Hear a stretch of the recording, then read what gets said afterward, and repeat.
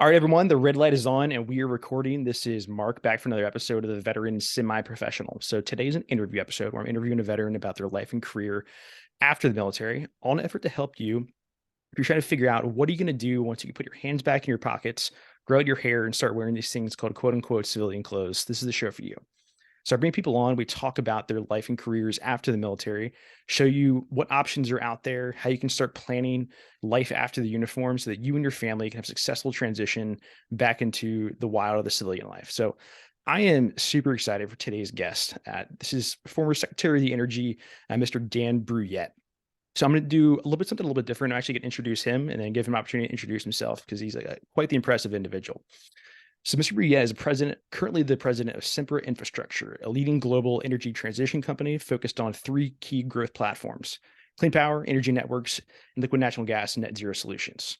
Prior to Sempra, Mr. Brouillette served as the 15th United States Secretary of the Energy. In this capacity, he led a workforce of 105,000 employees and federal contractors with direct responsibility for the nation's nuclear weapons arsenal, coordination of federal energy policy, management of 17 national research laboratories, and direction of the department's $44 billion, that's billion with a B, annual budget. He served as the president's primary advisor on energy and nuclear weapons matters and was a member of the president's National Security Council, as well as the vice president's National Space Council. Mr. Brouillette also served as the U.S. Deputy Secretary of Energy, the chief operating officer of the department, and managed nearly $38 billion of federal construction projects, and is the only person to ever be confirmed by the U.S. Senate to both of these roles. The private sector, Mr. Brouillette was a senior vice president and corporate officer of USAA, a company we're all familiar with here on the show, the nation's leading provider of financial services to the military community. Before joining USAA, Mr. Brouillette was a vice president at Ford Motor Company, where he served on North American Operating Committee. Prior to all that, he served as a tank commander with the U.S. Army's highly decorated 11th Armored Cavalry Regiment. He holds a master's from the Citadel and a bachelor's from the University of Maryland, my alma mater. So, Mr. Brouillette, welcome to the show. It's great to have you today. Thank you, Mark. It's great to be with you.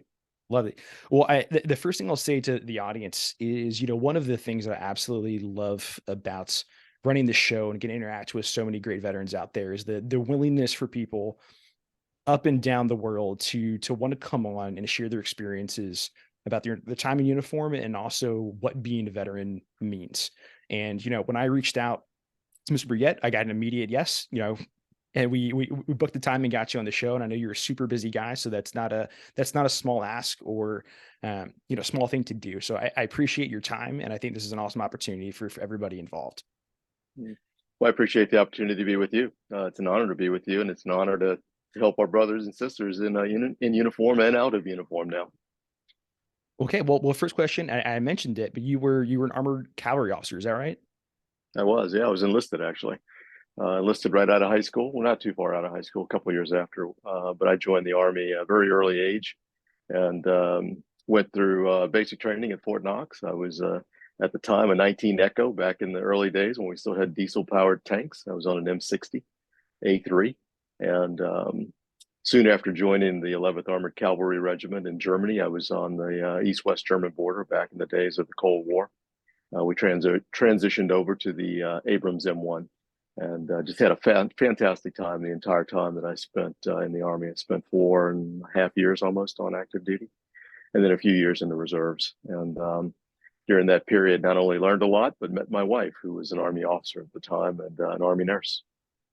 And for all you Cav folks out there, he does have his Stetson in the background. If you're just listening right now, it's obviously there for everyone to see. So love seeing that. I got my drill sergeant hat as well. Oh, love it. Love it. That's perfect. Well, I always like to ask people, what was your transition from the Army like? Getting out when you did. I don't want to age you or anything, but it's a different experience. You can age me. than when I left. I know my dad was in the Navy. He got out in the 80s. Mm-hmm. And he always said, basically I showed up to work one day, they gave me my DD 214, I got a high five, and hey man, have a good life, right? Yeah. And it's evolved a bit since then, but you still got a ways to go. So I'd like to hear like what your experience was like, maybe the good, bad, and the ugly. That'd be great. Sure. I mean, it wasn't what it is today. Obviously, I have a son that's in the Navy. I have a daughter that's in the Air Force, and they receive a regular counseling about not only the job skills that they're learning within the military today, but I think there's a continuous preparation of some type to get them ready for the eventual departure, whether it be in 5 years, 4 years, or 20 or 25. It seems to be a regular process now. Back in the day when I was there, I was in the Army in the 80s. I joined in 1980, late 81, 82 in that time frame. And I got out around 87, 88. In that time frame, there wasn't much. I mean, to be honest, I mean, we did a couple paperwork exercises in a room at Fort Knox, and pretty much what you just said. They patted you on the back and said, "Have a nice life," and we walked out. And I went back home at that point in time, not really sure what I was going to do, and eventually married the woman that I met. I mentioned earlier. Her name is Adrienne, and we've been married a long time now. She was an Army officer, and the Army decided to send her to Washington, D.C., to Walter Reed Army Medical Center. And that's how I wound up in Washington. And, the transition from that point on, frankly, was just sort of hit or miss. Doing a lot of networking, a lot of talking to friends, trying to figure out where to go next and what to do, and looking for a job in the government for some time. I spent about 3 or 4 months, I guess, trying to find the right role within the federal government, because leaving the military and that structure and that environment, I thought that might be the easiest transition for me back into the civilian world. But as things turned out, it didn't work out that way. So life throws you curveballs every now and then. Well, I appreciate that. I think a lot of people listening to the show are going to recognize with that. I know it's a very analogous transition of, okay, I was in the military. It's a very structured environment. It's the federal government, right? And then I can go transition right into a job in the federal sector. And I know for many people, hey, look, that's a fantastic career, and I please, continue your service to our country. But sometimes people, I know when I'm talking to folks, they feel like they're kind of trapped in that path a bit, and they want to kind of go do something different. And so, that option is out there also. So what did you, kind of first end up doing post Army? So what I did was I started talking to friends. I looked at a couple of private sector jobs, and I took a couple part-time jobs just to see what that might be. But then, as fate would have it, I went into DC every day. We lived in Maryland at the time. I took a train down into DC. I got off at Union Station, and I walked past this giant white building called the United States Capitol over to the other side to a part-time job that I picked up. And it never dawned on me once to maybe, think about, a job in the Capitol. And lo and behold, a friend of mine that I had been talking to all along and just networking with said, "Hey, why don't you intern on the Hill, intern on Capitol Hill, and things will work out just fine. You'll meet a whole bunch of people, and things will work out just fine." And I said, sounds good, but I don't know crap about politics. That's not something I've ever paid attention to. I'm an Army guy, and he knew somebody who knew somebody, as is the case in DC. You're always 3 degrees of separation, 2 phone calls away from the president or whoever. And he said, "Well, I know the chief of staff to a congressman from Louisiana, and you're from Louisiana, aren't you?" And I said, "Yeah, I am." So I looked up my congressman. It turned out to be a guy by the name of Billy Tozan, who represented a district where I grew up. And I walked into his office, and they asked me what my qualifications were to be an intern. And I told them, I said, "Well, my grandfather hung this guy's sign in my front yard. I thought that qualified me to do something." And they promptly told me no. At the time, they said they had just gotten off of a bad batch of high school interns in the summer. I think this was in the fall sometime when I showed up in their office. And I went back to my friend. I said, "Hey," I told them, I would work in their office for free. And they said no. And, he said, "You got to be kidding me." So he finally calls the chief of staff in that office, who he knew very well. And he said, "Hey, this guy just got out of the Army. His wife's an Army officer. What are you guys thinking? I mean, this guy's from your district. Give him a shot. Just let him see what he can do." And she called me back, a couple of weeks later, and said, "Hey, okay, why don't you come on in?" And they gave me 2 weeks. They said, "We'll give you 2 weeks." And then again, this is back in the days before iPhones and email and everything else. Big bags of mail would show up in the office every day, and no one wanted to write the response to the constituent. They figured out really quickly I could conjugate a verb and put together a coherent sentence. So I wrote all the mail for the office, and they hired me full time after about 3 weeks. And as is often the case again in Washington, D.C., I think around 7 or 8 years later, I left as the chief of staff running the committee that the congressman was on at the time, which was the Energy and Commerce Committee. I love that. And a quick plug for everyone out there, if you're listening and maybe have a spark of interest of going to intern on the Hill, there's a fantastic organization out there called Hill Vets. Interviewed them, I don't know, maybe 100 episodes back or something like that. But really great organization that has a very deliberate program to take veterans and put them into positions on Capitol Hill, and then also provide some kind of like networking and mentorship opportunities along the way. So if that sparks interest, definitely look up Hill Vets. They're a great organization. So just want to make that plug real quick. That's great. I'm glad they're out there. I'm glad to know they're out there, and I'll help plug them as well. Yeah, wonderful, wonderful. And I think it's a good story, and this is something I kind of try and impart on the audience very often is when you first show up somewhere after your time in the uniform, you may not know exactly how to do anything there. Okay, you really may not know, and it probably is just your hard work, your grit, your discipline that you got from your time in the uniform. Bring that to the job every day. Be willing to learn, be willing to do the tasks that no one else wants to do, like writing all the letters back to the constituents and conjugating verbs, right? And just do that really well. And then eventually you're going to start learning, and they're going to start seeing, oh, this Dan guy is doing really well. And he's kind of, he's just doing all the right things and keeps performing. Maybe let's start giving him a little more responsibility. And I hear that story all the time from people of they started, very often maybe even had to take a step back after their time in service. But then once, the knowledge in an industry or job starts catching up with those great soft skills we got in the military, then the rocket ship takes off and you can start doing great things in life. It's really true, Mark, to be honest. I mean, it's part of my personal story, but I saw it over and over again at USAA. We hired, an enormous number of veterans. We sought veterans out and brought them into the company. And I've just never seen a group, I've never seen an organization produce more winners than the United States military, be it Army, Navy, Marine Corps, you name it, Air Force. Everyone who came into our office, everyone who came into our organization, well, they may not have the exact skill set that we were looking for at the moment. It took them a very short amount of time to pick it up. And once they picked it up, it was just Katie bar the door. So Right. fantastic opportunity for employers all across the country. Wonderful. Well, Mr. Brouillette, so I sent you some questions prior to the show that I kind of want to get into. Is it's not every day you get to talk to a former cabinet level member, and so I want to make sure I kind of ask a little more pointed questions than maybe I usually do. And so, if you don't mind, we'll switch to some of those. Not Okay. at all. So you've worked inside a number of very large organizations, Ford, USAA, the U.S. federal government, and you were part of some big projects to launch innovative new technologies to customers. Okay.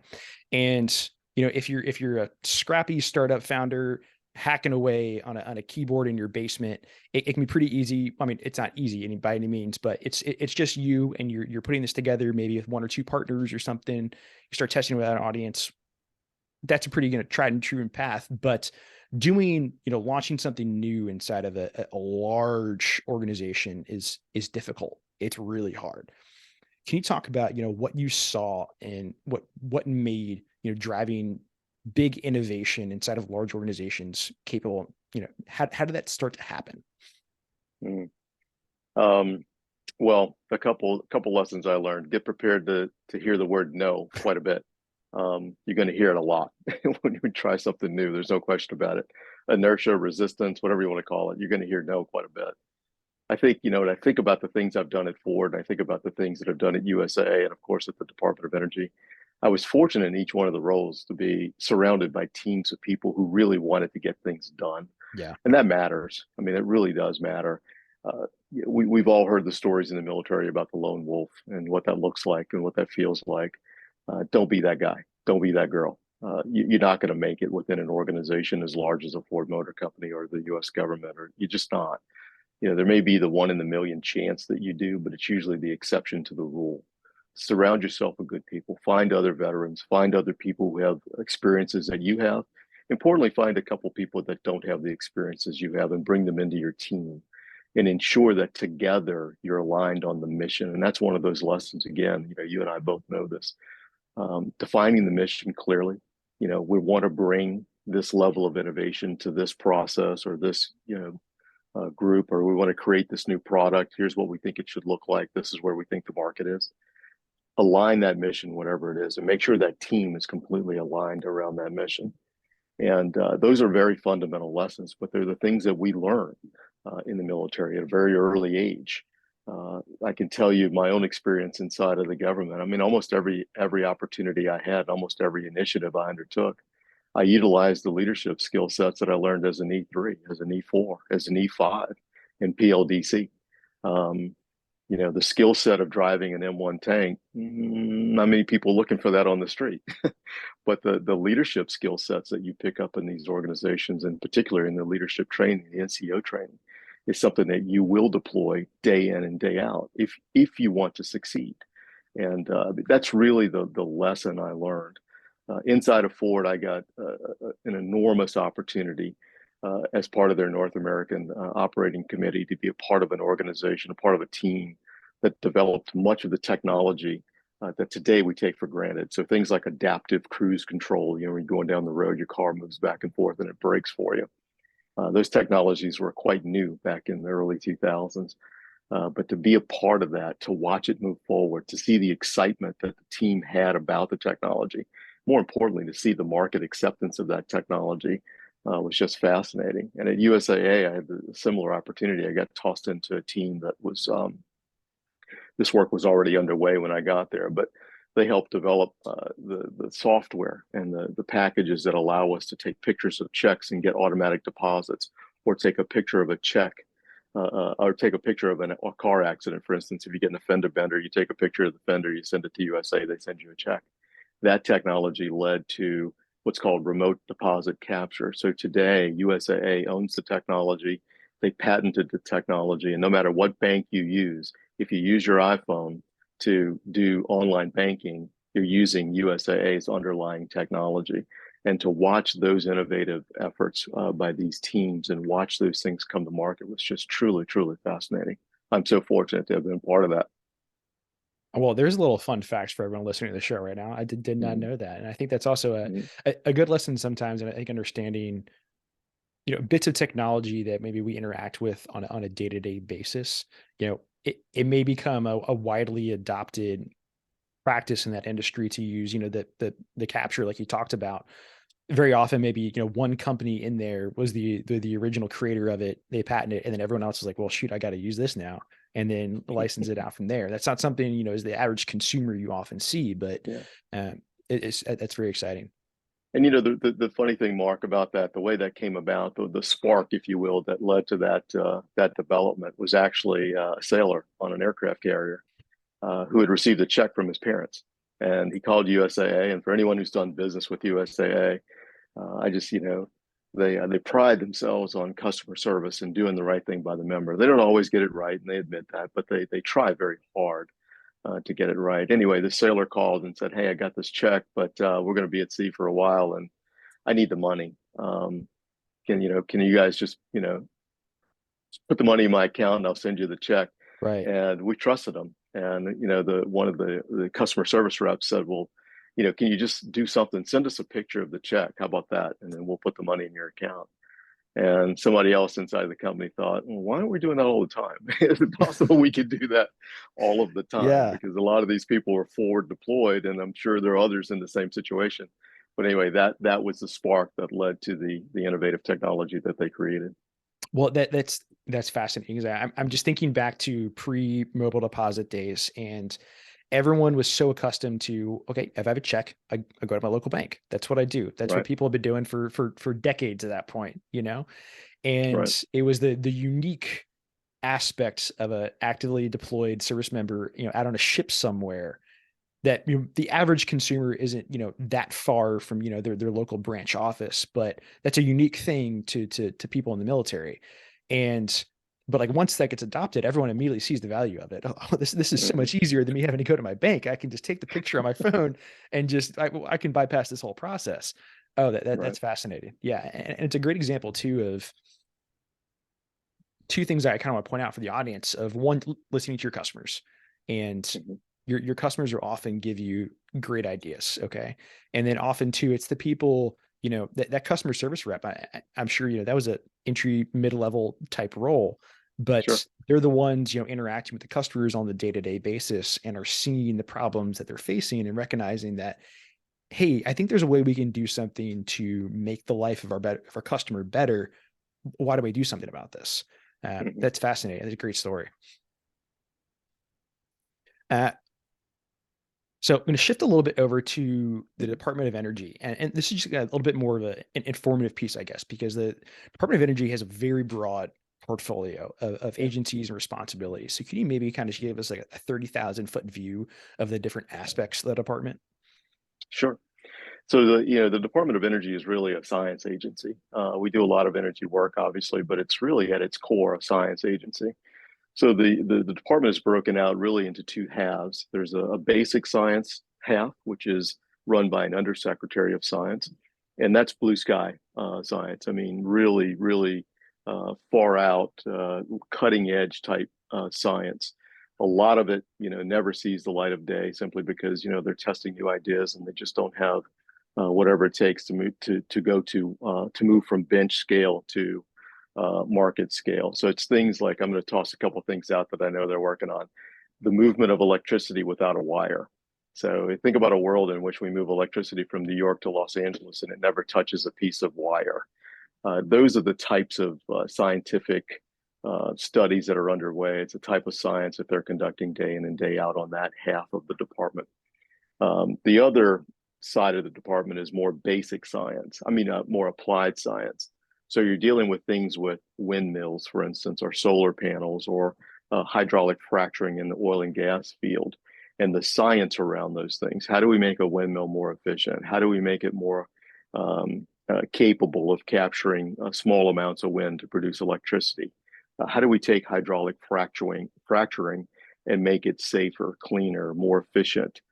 Those are things that the department works on, and many of those activities, the applied scientists actually make it to the marketplace. So if you're familiar with energy history and you're familiar with the shale revolution, the development of oil and gas, the things that produced the amount of oil and gas that allowed the United States to become the largest producer of oil and gas in the world in 2020 when I was the secretary, larger than Saudi Arabia, larger than Russia. If you can believe that, I mean, it's amazing when you think about that happening in my lifetime. The development of hydraulic fracturing technology by the U.S. Department of Energy was the catalyst to allow that to happen. That technology moved into the marketplace. A guy by the name of George Mitchell down in Texas took it and did things that we couldn't imagine at the department, but really, really allowed the industry, the oil and gas industry, to take off in ways we couldn't foresee and couldn't anticipate. Those are the types of things the department does on the science side. Now, I said there's two halves. There's actually, the department's really broke out into thirds. There's another part of the department that you mentioned in your opening, and that is the nuclear technologies. The U.S. Department of Energy is, in fact, a national security agency. Its predecessor agency was the Nuclear Commission that was started right after the earliest projects that are related to the Manhattan Project. We dropped the nuclear warheads during World War II. Those two bombs were made by the Atomic Commission that was the predecessor to the U.S. Department of Energy. That entire program is still part of this department. So as secretary, my role was to help with the research and development of the warheads and to manufacture those warheads. And then at the end of their useful life, to take them apart and dismantle and dispose of the materials. So if you think about it simplistically, we created the warheads, we leased them to the DoD because they have the delivery vehicles, either a rocket or a submarine, and then we take them back from the DoD at the end of the process. So it's a completely different role over there on that third half of the department. So a fascinating place to work. You have an enormous amount of expertise within the building. There's at least, when at last count I was there, 117 Nobel laureates are associated with the U.S. Department of Energy and the science that goes on in those programs. And I failed to mention there's one other program. There's a four-star admiral who reported to me as the secretary. He's assigned to the U.S. Department of Energy, and he runs what's called the Naval Propulsion or the Naval Reactor Program. So all of the ships that are powered by nuclear reactors are actually part of the DOE as well. So fascinating place to work. Oh yeah, such a broad spectrum of responsibility underneath there, and a lot of very, very fascinating stuff. Both from you get aspects of national security, you get aspects of cutting edge technology, you get aspects of the thing we're using right now, energy, and just being able to communicate with each other. And a couple quick things. Go ahead, please. No, it's absolutely true, Mark. I mean, it's cutting edge technology. I'll give you just another quick example. The United States, while I was secretary, took the title for the fastest supercomputer in the world. That computer was owned by the U.S. Department of Energy. It's down at the Oak Ridge National Laboratory in Knoxville, Tennessee. Those are computers that we developed in order to help us design the warheads and to help with the naval reactor program as well. We used those computers during the early parts of the pandemic with AI, combined them with AI to find the latest medical research on the coronavirus. And it was through the application of AI using those supercomputers that we're able to, just go through millions and millions, billions of pages of research and boil it down to the most relevant articles. We're able to do that literally in a couple minutes and provide that to other government agencies so that they could focus in on what we thought was going to be the solution to the pandemic. So it's a fascinating place to work. Absolute, great place. And you mentioned something earlier that I kind of want to tie into my next point here of, Mm-hmm. you know, I think something that goes very overlooked in the last couple of years, in particular, is the fact that the U.S. has become the largest producer of oil in the world, Mm-hmm. and that's something I think we kind of take for granted. It's kind of in the back of our minds. We kind of grew up under this assumption that, oil came from the Middle East and like that's where it came from, and then it was Russia or Indonesia or somewhere, and now that puts us in a very unique and advantageous position. I'm kind of curious, big picture here. What do you think are some of the most pressing energy and power issues that we have as a country that relate as they relate to national security? Mm-hmm. Well, on the national security side, I mean, the cybersecurity programs in the government as they relate to energy infrastructure, I think are key. We have to focus on that. We have some really, really sophisticated adversaries in China, in Russia, obviously Iran, North Korea to some degree. These are people who would hack into our systems and create chaos in America for whatever nefarious purpose they may have in mind at the moment. But when I think about energy infrastructure, that's what keeps me up at night most often. It's the cyber vulnerabilities to our energy infrastructure today. And it's something I think as Americans, we should all be concerned about and pay attention to. And importantly, think about it from a policy standpoint or, when you're talking to policymakers or you're talking to regulators, make sure you impress upon them your concerns about that. Ask them questions. You don't have to understand the technology or be an expert in it. You just need to raise it as an issue and make sure you're comfortable with the answers that you receive because it's something that is really, really important. The second part of this, I think, is related to infrastructure, but it's really the physical development, the development of infrastructure that allows us to get this product to market. As you mentioned, as I mentioned, the production issue for America is pretty well solved. I mean, we have become the largest producer of oil and gas. We know how to produce it.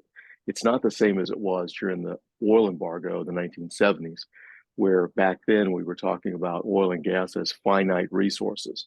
And you would hear terms like peak oil. We've reached the peak of our oil production. It's going to slowly decline from here. We're going to be dependent upon others for the provision of energy. That's no longer the case. Our challenge today is actually getting that product to the market itself. We need more pipeline capacity in the United States. We need more export capacity in the United States. That's really our challenge. And why is that important? Well, it's important because if you don't have a way to get your product to market, you're not going to produce it in the first instance. And that leads us back to the dependency that we saw in the 1970s here in the United States. And more recently, the dependency we saw in places like Germany on Russia for natural gas, which, we're seeing the consequences today of the war in Ukraine. But those are the things that I think as Americans, as citizens, as taxpayers, we should be focused on.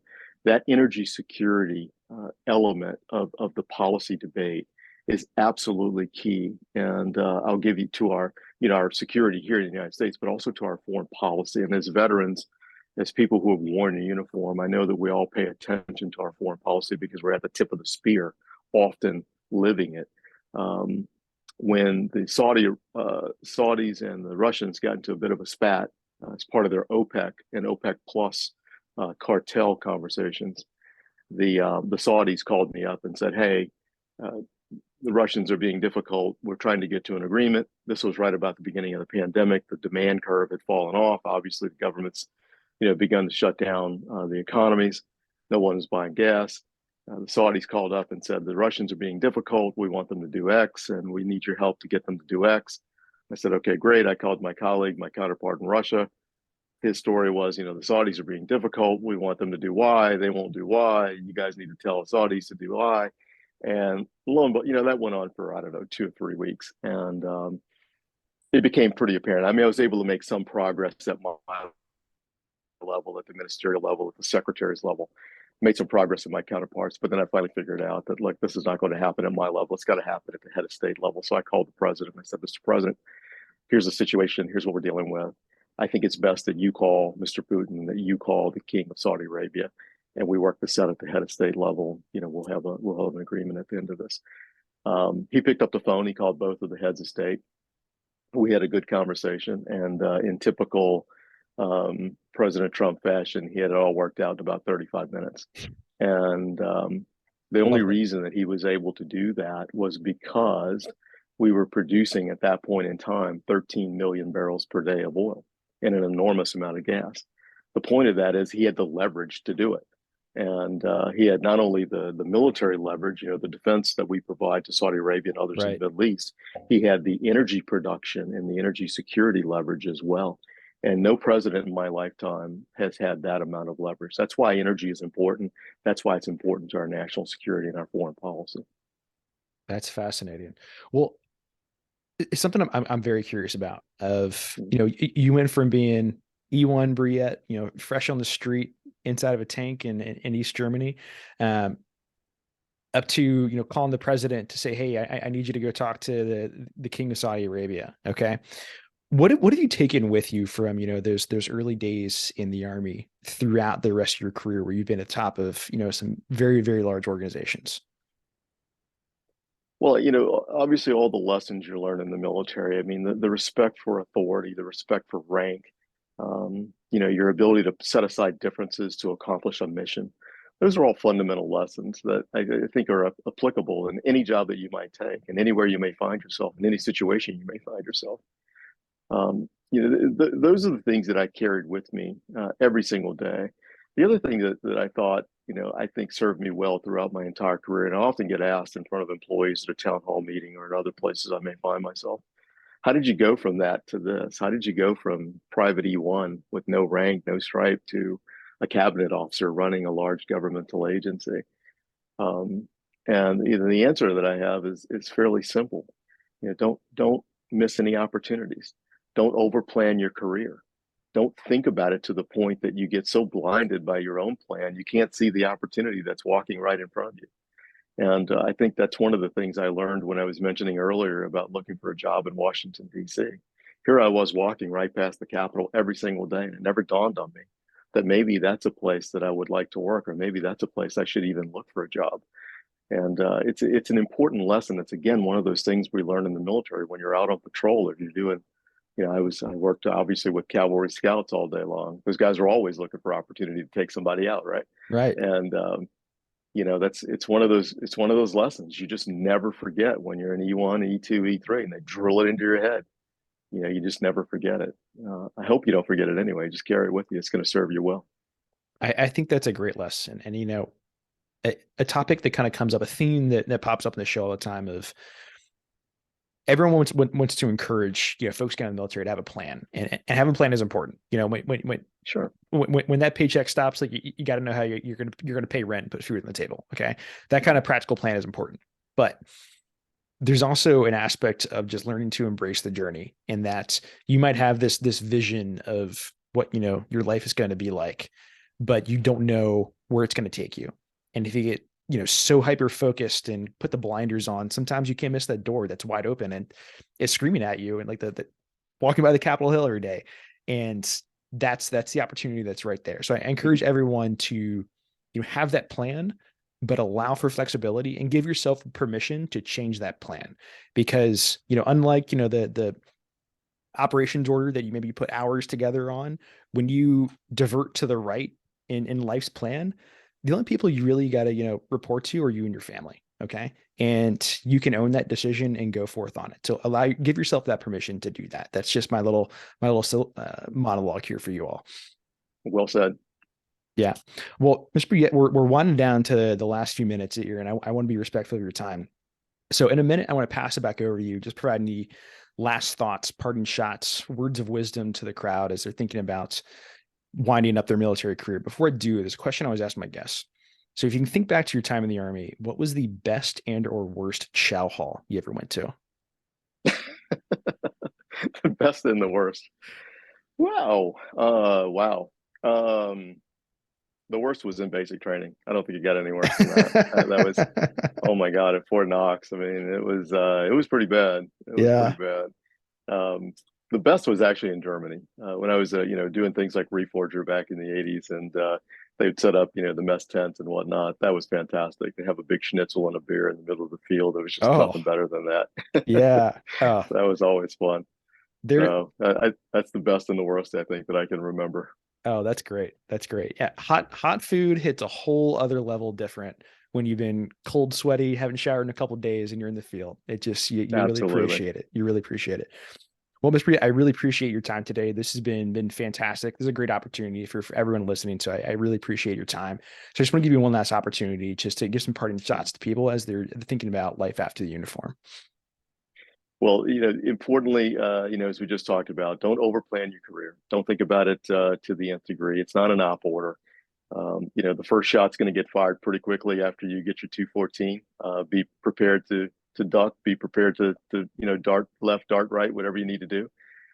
Don't be afraid of that because you've been trained to be flexible your entire military career. You know how to do it. Just don't waste any time doing it.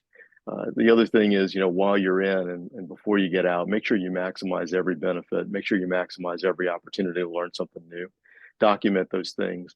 Think about them when you leave. And importantly, think about how you can apply them in the new world because you can. There's going to be a lot of people out there telling you that, if you don't have a technical background, if you're not a cyber expert, if you're not a nuclear engineer, if you're not this or not that, then, you're perhaps less valuable. You're incredibly valuable because you're a veteran. So remember that and take it to the first job and hit the ball completely out of the park. You will do so easier than you might think because of what Mark just talked about, the training that we've had, the discipline that we've experienced, the leadership skill sets that you will bring to a job will serve you well, and you will be successful. I think it's a great note to end on. Well, again, I really appreciate your time. It's been a fantastic conversation and lots of wonderful stuff in here for the audience. So I really appreciate it. For everyone still listening, Thank you, Mark. please. Thank you. Thank you. For everyone still listening, please like, subscribe, leave a review, and I'll see you all next week. Take care.